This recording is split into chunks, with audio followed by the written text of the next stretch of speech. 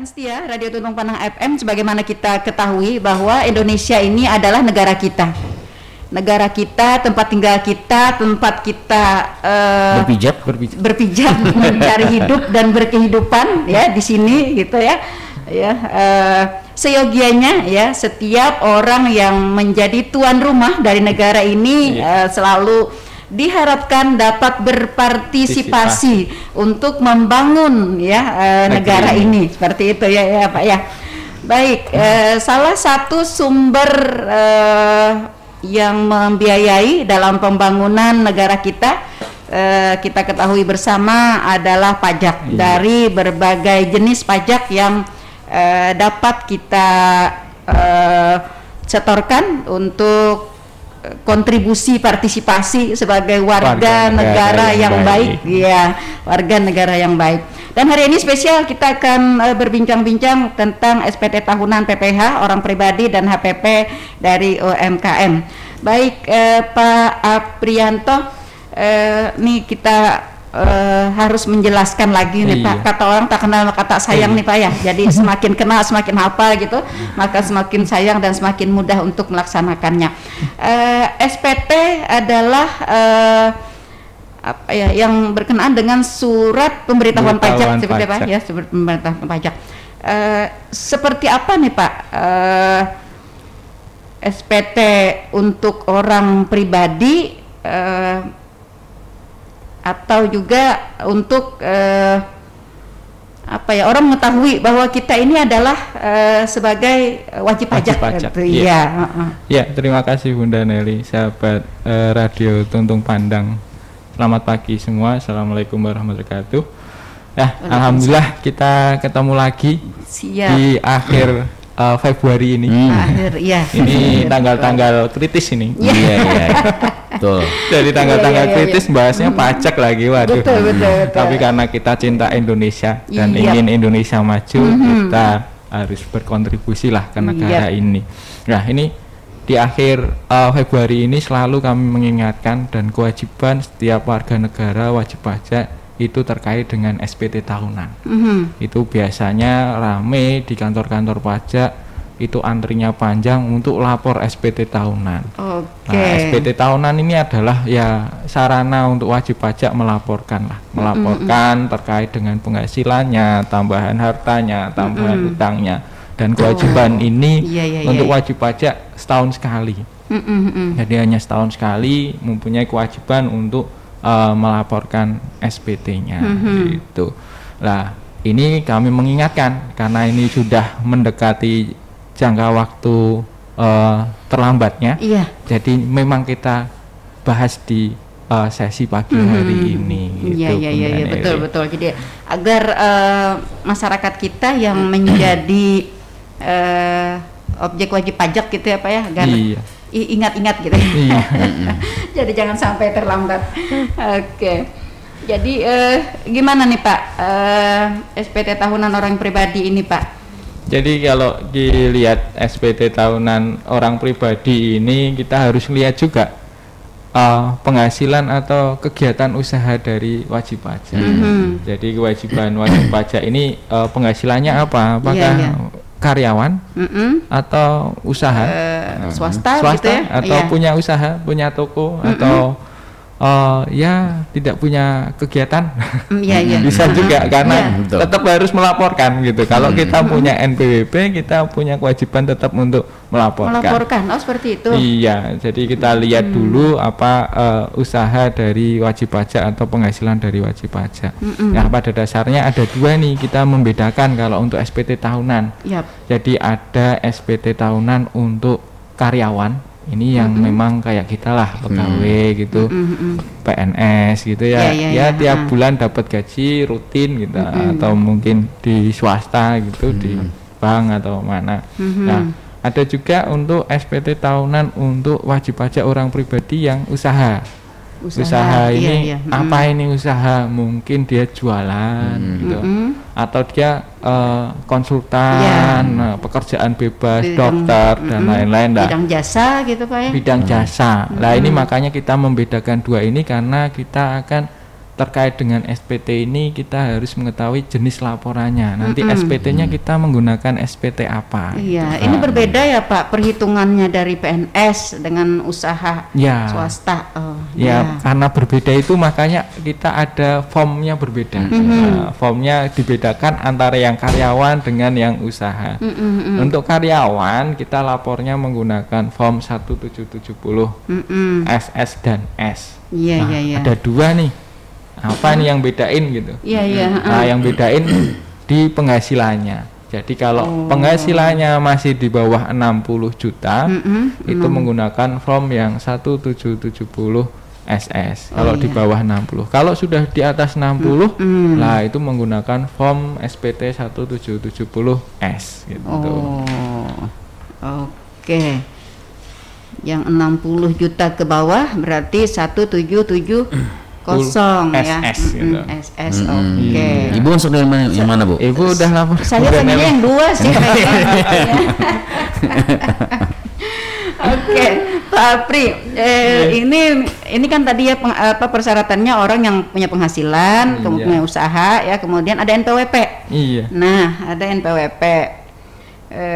Lalu pada suatu ketika, ini Pak ya, pada suatu ketika ya, si orang pribadi ini tidak bekerja lagi, tidak bekerja lagi, karena tadi kan ada PNS, ada usahawan ya, ada usaha. Ini kan ibaratnya kan kita tidak bisa digadang selamanya seperti ya kayak PNS 20 tahun, 30 tahun. Nah, tidak bekerja lagi gitu, atau penghasilannya sudah menurun, sudah menurun. Nah, ini wajibkah juga dia mengisi SPT tahunan ini, Pak? Iya. Jadi pada dasarnya laporan ini wajib untuk setiap wajib pajak yang masih aktif. Masih aktif ini gimana? Walaupun omsetnya turun atau mungkin tahun ini tidak ada penjualan sama sekali, tapi statusnya masih aktif, itu wajib tetap lapor. Walaupun kosong, walaupun tidak ada yang dibayarkan, tapi tetap lapor SPT tahunan. Nah, nanti kalau sudah lapor, nanti bisa mengajukan, karena tahun 2021 ini tidak ada penghasilan, bisa mengajukan untuk namanya non efektif. Nah, kalau sudah nanti disetujui non efektif, baru sudah tidak ada kewajiban untuk lapor SPT tahunan. Berarti itu. Berarti juga PNS misalnya yang pensiun gitu ya. Benar sekali. Artinya harus lapor juga nih. Benar, karena kita kan nggak tahu kalau bapak ibu pensiun, karena kalau tidak diberitahukan, pajak tidak diberitahu kalau seumpama mungkin PNS yang sudah pensiun, lah penghasilannya kan turun ya, sudah kalau pensiun sudah di bawah 60, udah di bawah PTKP, lah itu tinggal nanti minta setelah lapor yang terakhir setelah pensiun, nanti minta untuk di non efektifkan. Seperti itu. Biar nanti nggak harus tiap tahun ke kantor pajak lapor SPT tahunan, sudah tidak ada kewajiban itu kalau kita sudah non efektif. Iya, baik para pendengar setia ya. Jadi perlu kita ketahui bahwa tetap harus lapor ya bagi PNS yang sudah pensiun, misalnya awal tahun tadi begitu ya. Jadi tahun ini memang masih mempunyai kewajiban untuk melaporkan ya, dan setelah itu nanti akan ada ketentuan untuk non efektif lagi gitu ya. Ini banyak yang tidak diketahui nih Pak Apri oleh kawan-kawan kita dari PNS ya. Setelah pensiun kayak serta-merta gitu ya, kewajiban itu selesai gitu ya. Padahal memang ada yang harus dilaporkan ya, ada yang harus tidak dilaporkan. Ya, nah berkenaan dengan itu, misalnya nih Pak, misalnya nih setelah pensiun dia memulai ke usaha baru misalnya, nah itu berarti lain lagi apa ya? Lain lagi pelaporan pajaknya.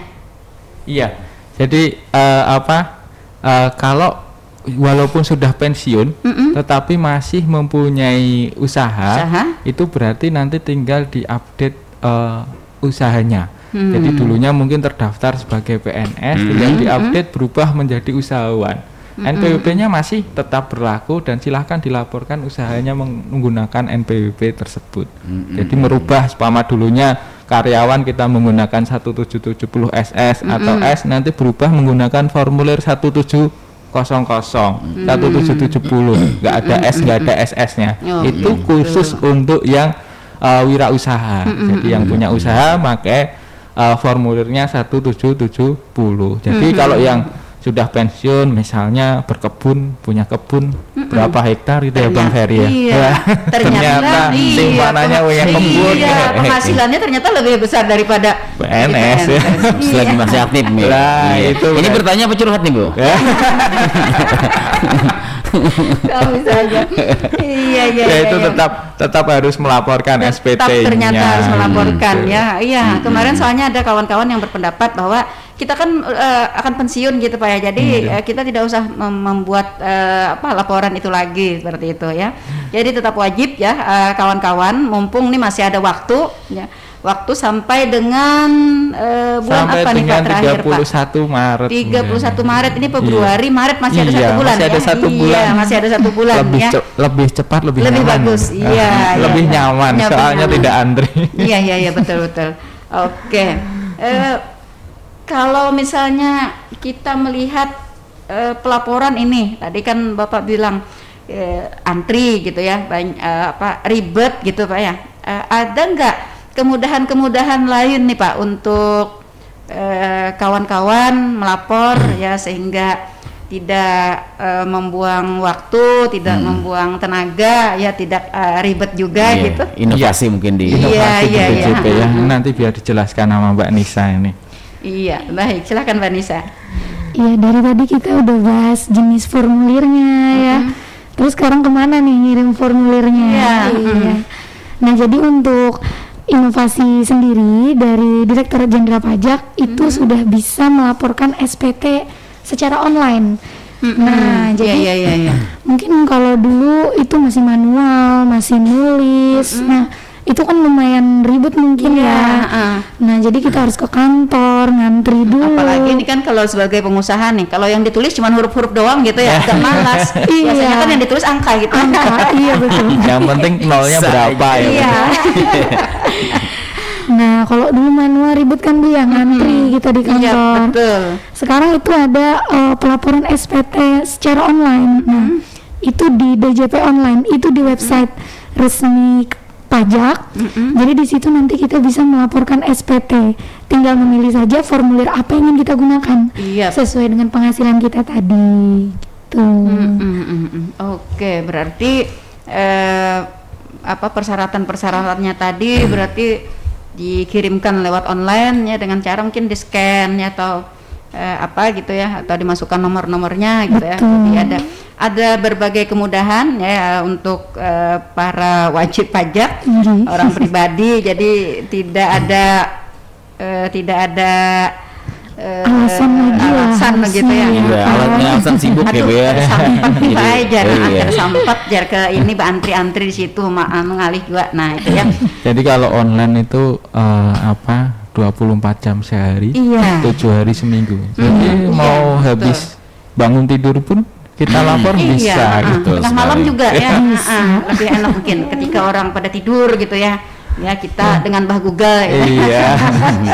Yang mungkin terkait dengan SPT online ini Pak, secara online ini, apakah yang selama ini mungkin ada kendala Pak dari baik itu jaringan ataupun juga pelaporan dari orang tersebut? Apakah ada kendala selama ini? Biasanya kadang ada kendala kalau kita memasuki di akhir-akhir periode. Jadi karena paling lambat ini tanggal 31 Maret. Jadi biasanya karena banyak sekali yang mengakses satu Indonesia mengakses semua situs tersebut. Itu dalam waktu yang bersamaan. Nah, itu biasanya ada sedikit kendala, tapi namun dari tim IT kami di DJP sudah mengantisipasinya. Jadi sudah dibikinkan server atau kanal yang lebih besar sehingga bisa menampung wajib pajak untuk lapor. Cuma memang kendalanya kalau pas siang karena jam-jam sibuk orang mengakses itu pasti akan sedikit melambat untuk aksesnya. Tapi setelah itu jam 5 ke atas biasanya sudah lancar gitu. Dan untuk online ini ada 2 kanal ya. Jadi untuk sekarang ada 2 kanal, bisa menggunakan e-filing atau menggunakan e-form. Jadi ada dua cara, e-filing dan e-form. Biasanya kalau karyawan lebih nyaman menggunakan e-filing. Kita cuma hanya mengisi aja, tidak ada yang harus di-upload atau apa, kita hanya menjawab pertanyaan dan mengisi isian aja di situs tersebut. Nah, keuntungannya apa? Kalau kita lewat online, arsipnya tersimpan. Betul. Nah, benar. Seperti di drive gitu ya. Jadi kita nggak usah pusing-pusing kalau mencari. Oh, dulu saya udah lapor belum ya? Oh, ternyata ada gitu. Iya, ada laporannya gitu ya. Iya. Ini Pak, misalnya nih Pak ya, nih maklum ya, kan banyak orang ya, banyak macamnya. Jadi antri secara manual tadi susah karena banyak orang gitu ya. Terus online juga nih agak ribet juga gitu ya, karena kan sebagian usia-usia agak kurang paham.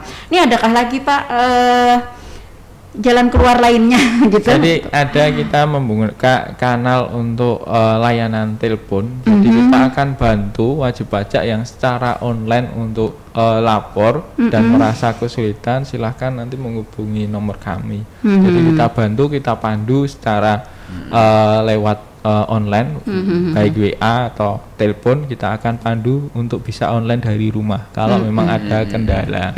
Selain itu wajib pajak kalau masih mungkin ya, kebanyakan kalau masih senior ini kan tetap senang manual ya, tapi tetap pengen di rumah. Gimana caranya?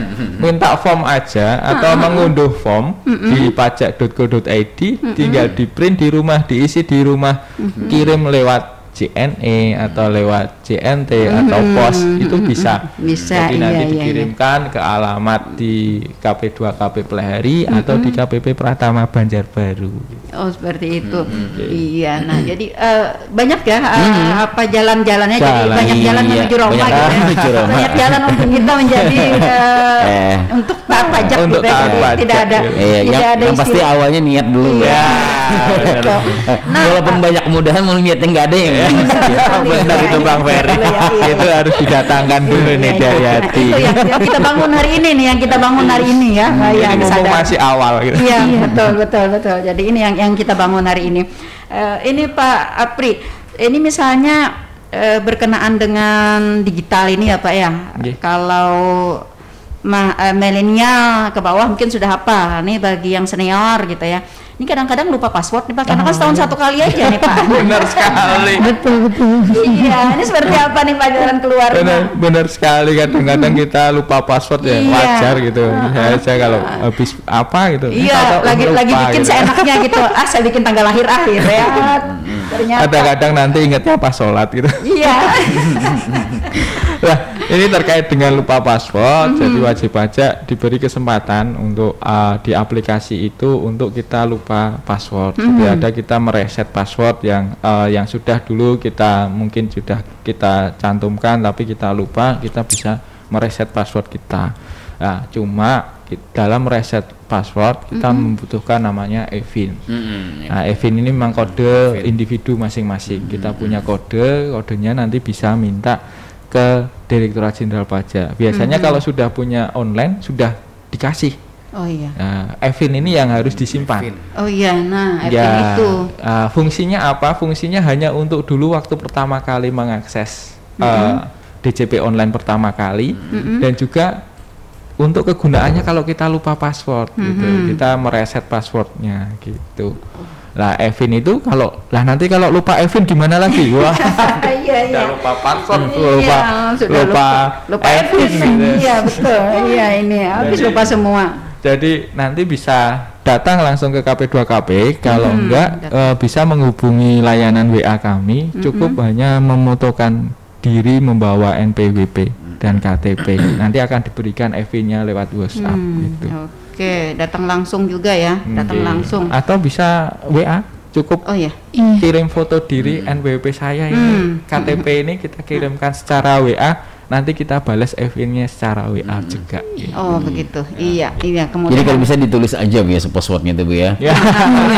FIN-nya sama juga dengan password juga sebenarnya. Iya sebenarnya. Jadi 2 kali langkah sebenarnya. Kalau enggak disamain. Yang memudahkan ini seperti apa nih Pak?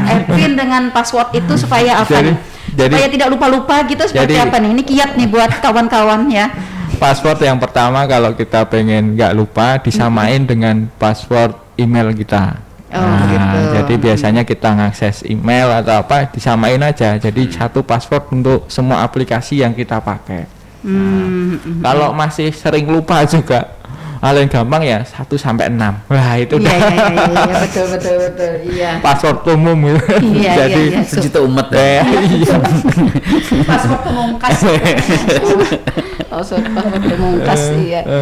Oke. Iya. Ini Pak, ini misalnya FIN, password tadi ya yang lupa gitu. Cuman jangan lupa bayar gitu. Jangan lupa bayar nih yang susah. Ya. Batas tanggal pelaporan tadi kan 31 Maret ya Pak ya? 31 Maret tiap tahunnya. Nah, ini hampir nih 31 Maret 2022 masih 1 bulan lagi. Ini andai ini Pak ya, karena kesibukan, karena lupa mungkin ya dan lain-lain, ini lewat pada tanggal 31 Maret ini seperti apa nih Pak penanganannya? Iya.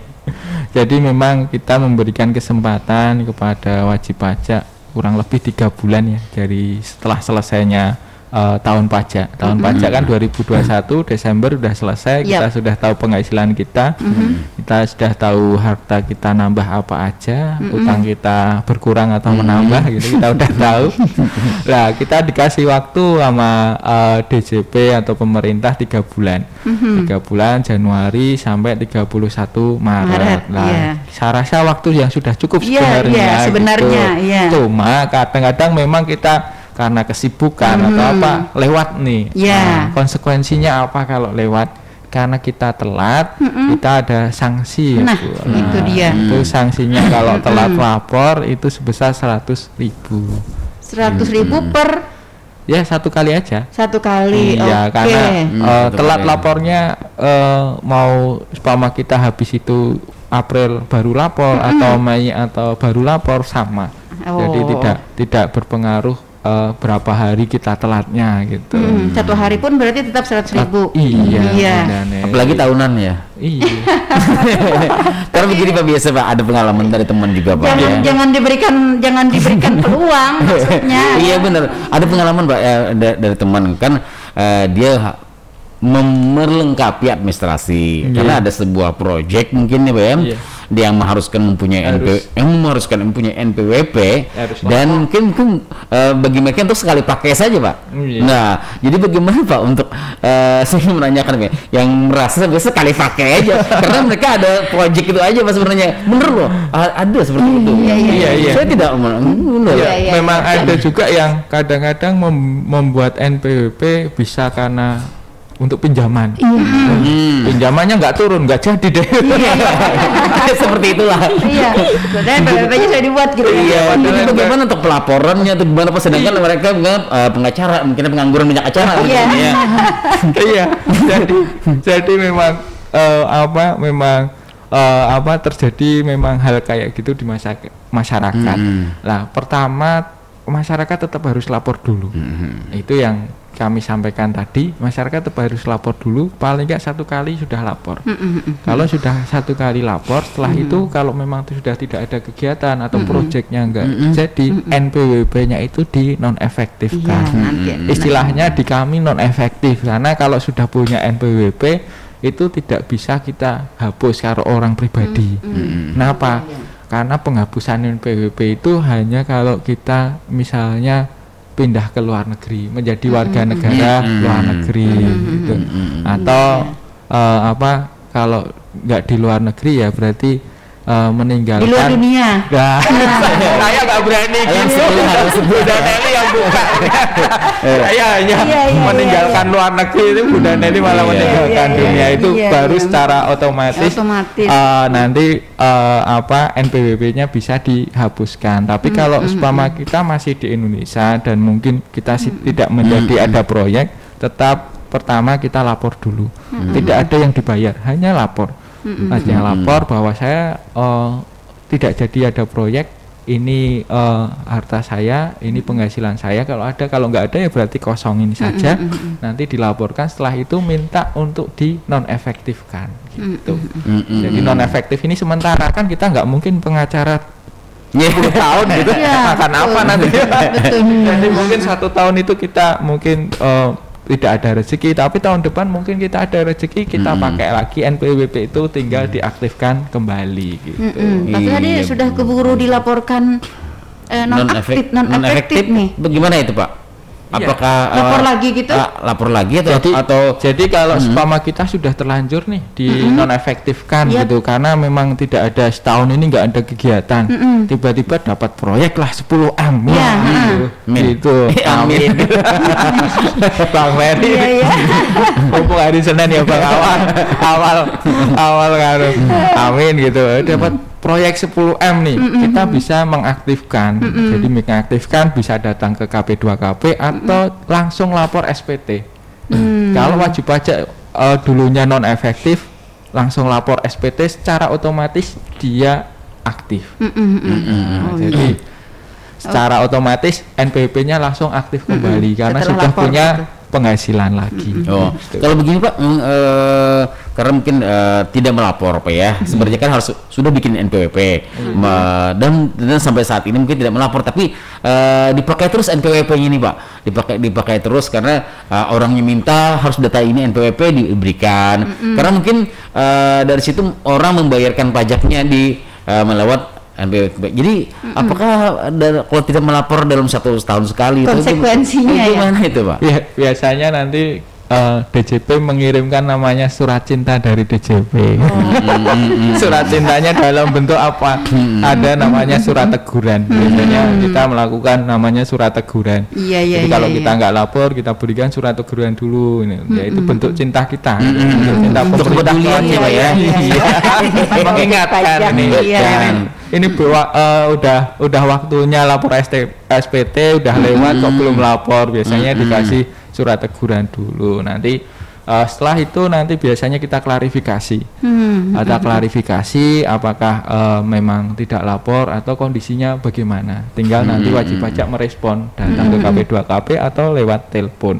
Nah, kalau memang sudah mungkin sudah tidak ada usaha, bertahun-tahun sudah tidak ada usaha, biasanya secara sistem kami akan melakukan non-efektif secara jabatan. Jadi kalau kita konfirmasi dan tidak ada data apapun, maksudnya orang itu memang tidak ada usaha, tidak ada data masuk di kami DJP. Nah, nanti secara otomatis biasanya kami juga akan melakukan non-efektif secara jabatan gitu. Tapi kalau masih ada usaha ya laporlah Bang Ferry. Iya, laporan. Iya. Baik, saya ke Mbak Nisa nih. Mbak Nisa, kadang-kadang kan kita sudah menyampaikan gitu ya, SPT ini gitu. Tapi ternyata mungkin karena human error, karena elektronik error gitu ya, ada kemungkinan SPT tersebut dianggap tidak sampai. Ada. Nah, jadi pada saat apa gitu, nah terus solusinya itu seperti apa? Kalau untuk kemungkinan SPT ini tidak disampaikan itu biasanya terjadi di SPT yang manual ya Bu ya, kemungkinan. Karena kalau kita secara online kan, kalau sudah berhasil biasanya langsung dapat buktinya. Nah, jadi kalau udah dapat bukti itu berarti kan berhasil nih. Nah, kalau yang manual ini biasanya yang sedikit kemungkinan besar gitu dianggap tidak disampaikan. Karena biasanya kalau manual kan kita tulis tangan, kelupaan tanda tangan, itu biasanya jadinya dianggap tidak disampaikan nih. Beberapa kejadiannya mungkin satu, SPT tidak ditandatangani. Nah, terus yang kedua SPT itu tidak sepenuhnya dilampiri dengan keterangan atau dokumen yang disyaratkan. Misal mungkin bagi SPT badan itu kita kan diminta mencantumkan laporan keuangan, kita tidak mencantumkan. Nah, jadi itu salah satu dokumen-dokumen semacam itu. Kalau tidak lengkap, berarti dianggap tidak disampaikan. Nah, yang ketiga ini SPT menyatakan lebih bayar disampaikan setelah 3 tahun sesudah berakhirnya masa pajak dan wajib pajak telah ditegur secara tertulis. Nah, yang keempat, SPT disampaikan setelah DJP melakukan pemeriksaan. Nah, jadi kalau udah pemeriksaan kita baru nyampaikan, jadi kayak semacam percuma gitu ya, karena kan udah diperiksa nih. Nah, kalau ketika kita tidak menyampaikan gitu ya, lalu Direktur Jenderal Pajak melakukan pemeriksaan. Iya, ini sanksinya masih 100.000 enggak nih? Jadi biasanya kalau kita melakukan pemeriksaan itu sudah wajib pajak yang memang sudah ada kriterianya. Jadi memang tidak semerta-merta hanya karena tidak lapor. Tapi biasanya ada data-datanya. Terkait dengan sanksi ya, sanksinya ya 100.000 itu karena telat, ditambah dengan mungkin pajaknya yang harus dibayar. Karena kesempatan wajib pajak untuk melapor itu kita melakukan self assessment. Silahkan Bang Ferry, Bunda Nelly dan wajib pajak sahabat di Radio Tuntung Pandang melapor sendiri. Kita pengen kejujuran dari wajib pajak. Yang pertama itu. Jadi nanti kalau sudah lapor ternyata kita melakukan pemeriksaan atau ada yang belum lapor, kita Direktorat Jenderal Pajak bisa melakukan penetapan secara jabatan. Nah, penetapan secara jabatan ini dilakukan melalui pemeriksaan itu, Bunda Nelly. Pak Pri, ini kan namanya manusia ya Pak ya. Jadi bukan berarti kita menganggap kilaf lah. Iya, kilaf ya. Ini ketika lapor gitu ya Pak, hanya sebagian yang dilaporkan ini Pak. Ya, yang dilaporkan sebagian agar supaya nanti pengkalian dari penghitungan pajaknya itu agak rendah seperti itu. Nah, ternyata di kemudian hari ditemukan ditemukan ternyata omsetnya itu di atas 100 misalnya. Nah, kayak ibu kemarin ya. Ini kayaknya curhat. Ini kayaknya pengalaman pribadi ya. Ini seperti apa nih Pak? Jadi kalau memang waktu pertama lapor masih sebagian, wajib pajak sebenarnya masih bisa diberi kesempatan untuk melakukan pembetulan. Biasanya makanya kita melakukan klarifikasi terlebih dahulu. Sama Direktorat Jenderal Pajak punya datanya ini, Bunda Nelly ternyata punya kebun 20 hektar.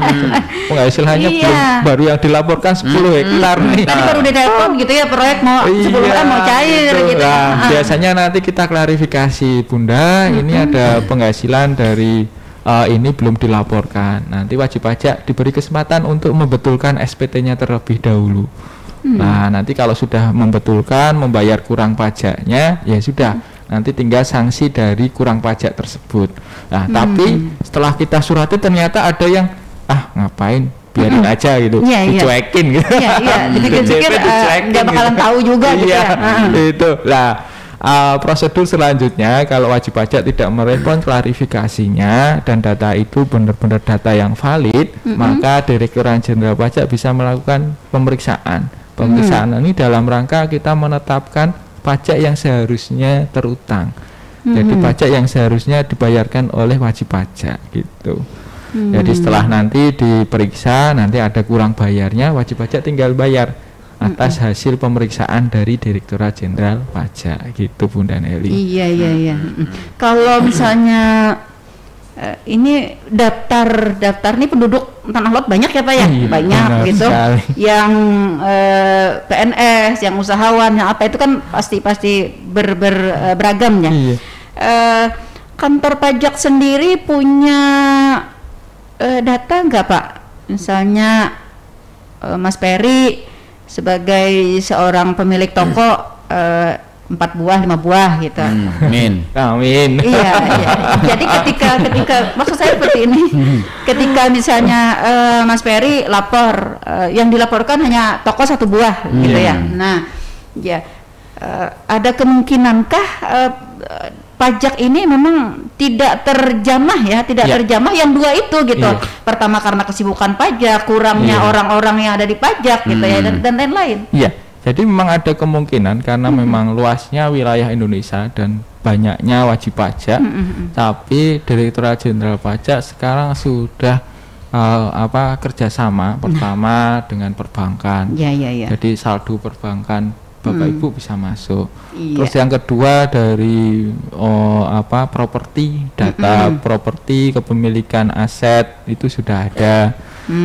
Terus transaksi Bapak Ibu yang wajib pajak yang transaksi seumpama dengan beli mobil, beli motor, pada penghasilannya sedikit ternyata beli Rubicon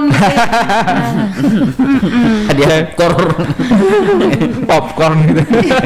Jadi bisa ketahuan. Dan juga biasanya di kami ada petugas yang ya tidak tiap hari, tapi ada petugas yang ada jalan, timnya ada timnya untuk mencari data. Ya, nanti apabila data-data itu ada dan tidak sesuai dengan profil yang dilaporkan oleh wajib pajak, ya biasanya itu menjadi kekurangannya.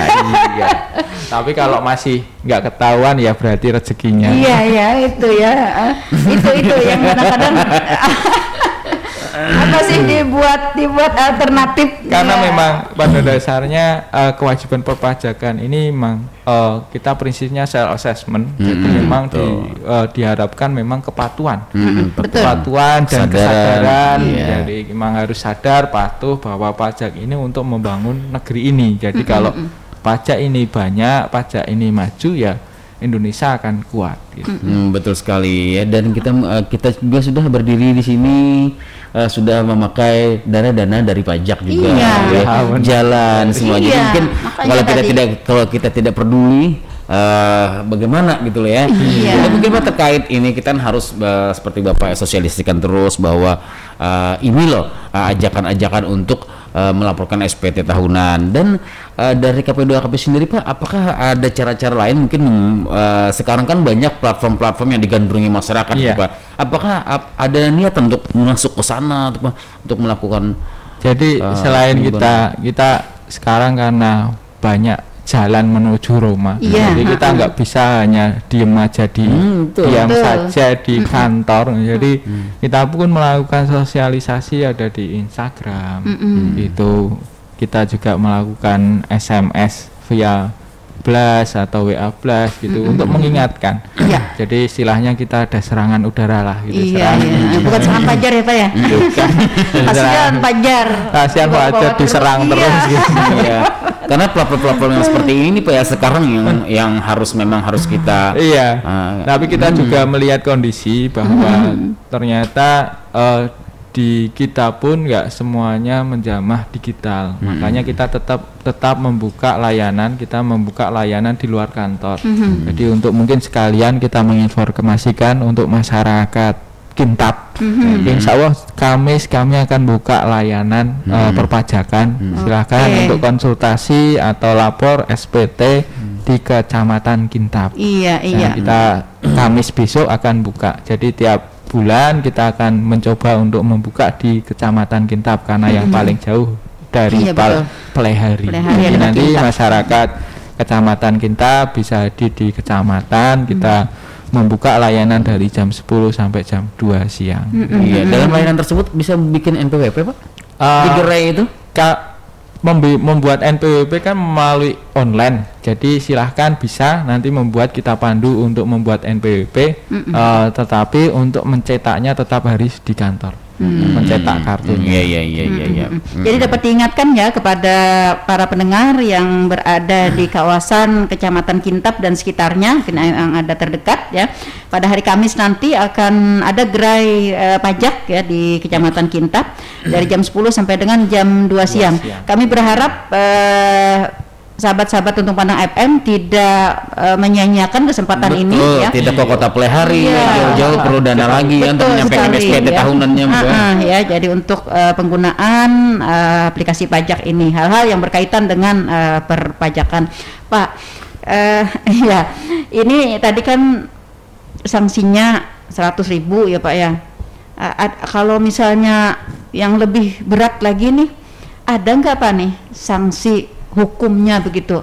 Kalau Bang kisahnya Jarperi ini Pak, kalau 100.000 ini kayak enteng banar kayak itu nah. Banyak juga tuh. saya tuh takut kalau menyampaikan sanksi gitu.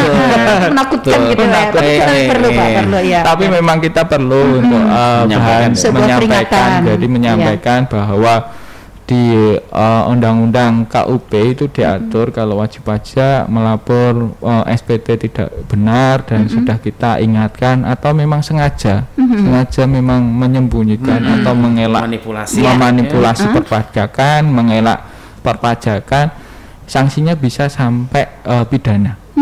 Jadi sanksinya bisa sampai pidana, wajib pajak bisa nantinya diberikan sanksi kurungan. Hukuman badan, denda juga bisa. Kurangan badan, bisa denda. Kemudian disita asetnya. Ini udah upaya terakhir. Jadi memang sudah benar-benar istilahnya kalau di kami bandel lah itu. Pasti kita nggak ingin seperti itu. Kami selalu menekankan bahwa kita mengingatkan dulu dengan baik-baik, mengklarifikasi, mengkonfirmasi dulu apakah benar data dari DJP. Kalau benar silahkan dibetulkan, kalau tidak bisa dibetulkan ya berarti kami melakukan pemeriksaan. Tapi kalau masih bandel lagi ya kami bisa melakukan penyidikan. Oke. Pak, tadi disampaikan ada PPh orang pribadi ya Pak. Nah, terus juga ada HPP untuk UMKM. Ini seperti apa nih Pak? Jadi kita banyak punya UMKM juga. Ini baru nih. Jadi dan ini kabar yang ditunggu-tunggu oleh masyarakat, terutama UMKM. Dulu di aturan sebelumnya UMKM berapapun omsetnya membayar pajak 0,5%. Jadi ini merasa wah nggak adil dong. Yang pegawai aja bayarnya kalau sudah 54 juta ke atas setahun. Lah ini UMKM berapapun omsetnya bayar 0,5% gitu.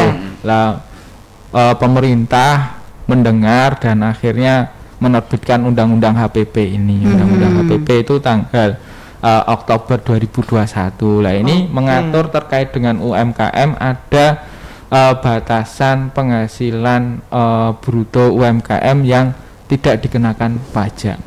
Jadi batasannya berapa? Kalau omset kita masih 500 juta setahun tidak kena pajak.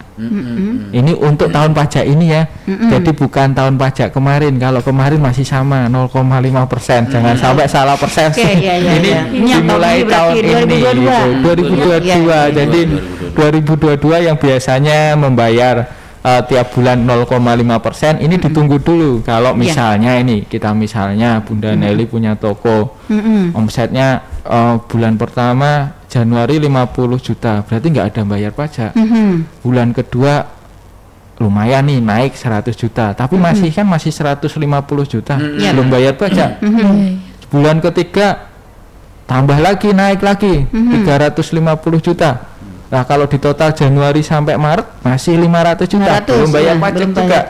Baru bulan keempat sepama omsetnya 100 juta ya bayar pajak 100 juta kali 0,5%. Jadi baru di bulan keempat. Bulan Januari sampai bulan Maret karena omsetnya masih 500 itu tidak membayar pajak untuk UMKM. Ini khusus untuk UMKM ya, ibu-ibu. Oke. Jadi UMKM itu apa? Kalau memang penghasilannya setahun masih di bawah 4,8 miliar. Jadi kalau walaupun Bunda Nelly orang pribadi ini, tapi karena kebunnya banyak, usahanya macam-macam, penghasilannya di atas 4,8, tidak dapat ini tarif ini. Saya aja berapa hektar kan mau dipanen gitu ya. Durian kemarin udah habis panen ya. Habis panen, udah habis uangnya. Nah jadi bagi para UMKM kita juga ya ini perlu disimak juga ya penjelasan dari Pak Kepala KP2KP tadi Pak Apri berkenaan dengan pajak yang harus dibayarkan, pajak yang dikenakan kepada para UMKM karena sebagaimana kita ketahui bahwa Kabupaten Tanah Laut cukup banyak memiliki UMKM dan pada saat ini ya para UMKM kita sudah mulai menunjukkan eksis ya yang luar biasa ya, meskipun masih dalam kondisi pandemi, tapi UMKM kita masih sudah bergeliat maju ya dengan berbagai dukungan dan fasilitasi dari pemerintah daerah. Ya, jadi meskipun demikian ya, saudara-saudara UMKM tetap harus memperhatikan untuk kewajiban membayarkan pajaknya. Ya, tahun ini masih tetap dibayarkan 0,5% tadi katanya Pak Apri ya. Karena banyak UMKM ini menggunakan memakai pinjaman permodalan kan. Itu otomatis kan dia harus punya NPWP ya. Nah, itu tadi mungkin ya. Sebagai yang saya sampaikan tadi sekedar untuk mengantisipasi. Ya, betul. Ya. Jadi kan ada batasnya seperti itu ya. Oke. Berdasarkan apa nih Pak? Jadi ada 0,5%, ada 15% kayak PPH orang pribadi ya. PPH, PNS ada yang 15%, ada yang 5%, kemudian di atas itu ada ya? Ada. Jadi memang ada tarifnya. Jadi ini sekaligus di Undang-Undang HPP itu merubah tarif pajak. Jadi beberapa tarif pajak direvisi. Tarif pajak ini harus kita bedakan antara tarif pajak untuk usaha dengan untuk yang karyawan. Jadi usaha ini kita lihat dulu, kalau usaha wajib pajak usahanya masih di bawah 4,8 miliar itu masih bisa menggunakan tarif UMKM tadi yang 0,5%. Namun kalau sudah di atas 4,8 miliar maka wajib pajak harus melakukan pembukuan. Berapa penjualannya, berapa biayanya, nanti kita akan tahu untungnya berapa. Nah, dari untung itu yang akan dikenakan tarif pajak secara umum. Tarif pajak secara umum ini yang berlaku kalau lapisan pertama 5%, 5% itu untuk yang penghasilannya 0 sampai 50 juta. Nah, kalau tarif kedua kalau udah 50 ke atas sampai 250 juta itu 15%. Kalau semakin tinggi lagi penghasilan kita, misalnya 250 sampai 500 juta, itu kena tarif 25%. 20%. Nah, nanti kalau ternyata penghasilan kita banyak lagi nih, alhamdulillah gitu. Alhamdulillah ya. Lebih dari 500 juta itu kena tarif 30%. Jadi paling tinggi 30%. Namun berdasarkan hasil ya. Di undang-undang sekarang ada lapisan baru. Jadi lapisan baru ini lapisan kelima yaitu 35% untuk yang penghasilannya lebih dari 5 miliar gitu. Nah, ini semata-mata untuk memang keadilan, kita pengen yang penghasilannya banyak membayar pajak lebih banyak. Para tambang sekali tambang ulang sekali keluar kan sudah 5M itu. Jadi kita ingin ada meratakan pendapatan, kita membantu yang memang harus disubsidi. Tapi kita juga negara pengen yang punya penghasilan banyak itu membayar lebih gitu. Oke, Pak, begini, ini kan namanya pajak, kemudian masyarakat yang tersebar di mana-mana gitu ya, yang tidak bisa tadi diperiksa satu persatu.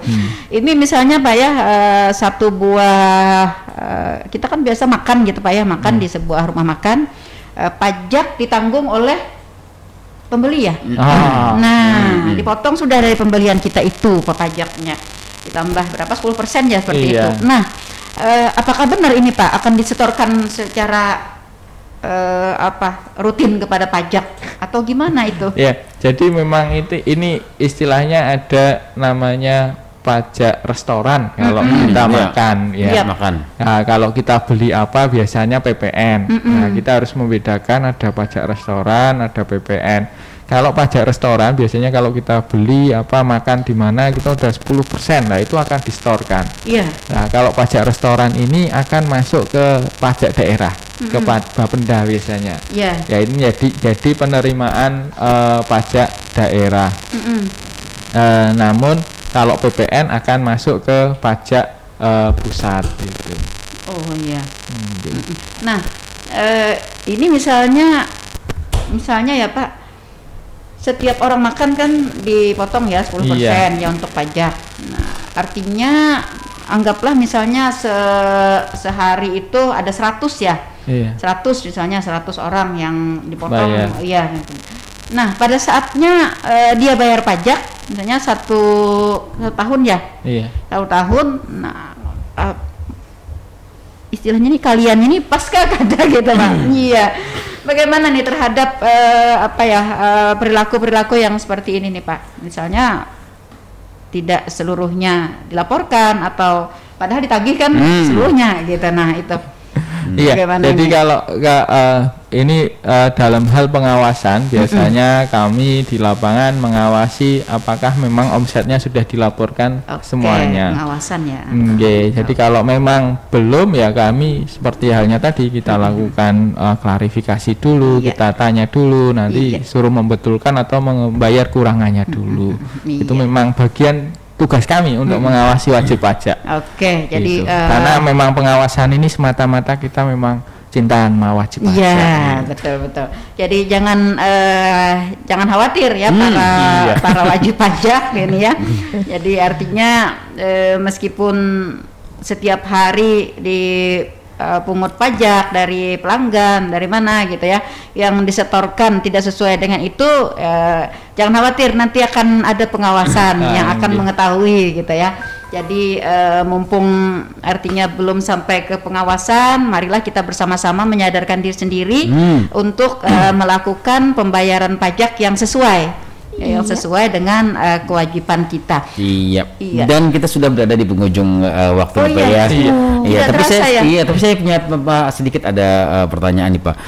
Untuk tahun ini bagaimana perkembangan pelaporan orang untuk SPT tahunan ini Pak? Apakah jumlah pelaporannya mungkin meningkat dari tahun kemarin atau gimana tuh? Jadi sampai Februari kemarin memang ada peningkatan. Jadi sampai kurang lebih tanggal 15 kemarin kita sudah cek ada kenaikan pelaporan pajak dari periode sebelumnya. Kita lihat periode sebelumnya sama-sama Februari kita udah ada kenaikan pelaporan pajak. Untuk di kita wilayahnya karena KPP Pratama Banjarbaru wilayahnya meliputi Kabupaten Banjar, Kabupaten Tanah Laut dan Kota Banjarbaru itu sudah sampai 13.000 wajib pajak yang sudah melapor. Gitu. Nah ini kita mendorong supaya wajib pajak segera untuk melapor gitu, karena ini bagian dari kewajiban kita sebagai warga negara. Gitu. Oke, baik. Waktu kebersamaan kita sudah berada di penghujung, tapi ternyata kalau berbicara soal pajak ini masih banyak yang harus kita banyak ditanyakan masyarakat komunikasikan ya, sehingga tidak ada upaya-upaya masyarakat kita karena ketidaktahuan karena unsur kesengajaan atau karena pengawasan yang kurang dan lain-lain ya seperti itu ya. Kita akan sambung lagi insya Allah Pak di lain waktu dan kesempatan di jadwal kita yang akan datang tentang perpajakan ini. Dan kembali juga kami ingatkan kepada rekan dengar, saudara-saudara yang merasa wajib pajak pada hal-hal yang tidak Anda mengerti atau ada kesulitan untuk melaporkan ya SPT tahunan ini, ya silahkan datang ke kantor pajak Kabupaten Tanah Laut, Jalan Haji Boyasin nomor 34. Iya, Haji Boyasin nomor 34 ya. Jadi bukan 1x24 jam ya Pak. Setiap jam dinas ya Pak. Iya, setiap jam dinas ya, Senin sampai Jumat pukul 8 sampai pukul 16. Akan dilayani ya. Jadi apapun kesulitan Anda mengenai pajak ya, jangan sampai dipendam sendiri ya. Jadi konsultasikan kepada dan bulatkan niat Anda untuk tingkatkan kesadaran Anda. Tingkatkan kesadaran kita semua ya untuk membayar pajak, karena tadi seperti saya sampaikan bahwa negara ini kan rumah tangga kita seperti itu ya. Di sini kita hidup berkehidupan ya, mencari nafkah dan lain-lain. Rumah kita ya, Bu ya. Iya, rumah kita. Jadi seyogianya ya selaku tuan rumah, anggota keluarga kita berkewajiban untuk turut serta berpartisipasi ya membangun negara ini ya, salah satunya adalah dengan membayar pajak. Jadilah warga negara yang bijak ya dengan terus tertib membayar pajak seperti itu.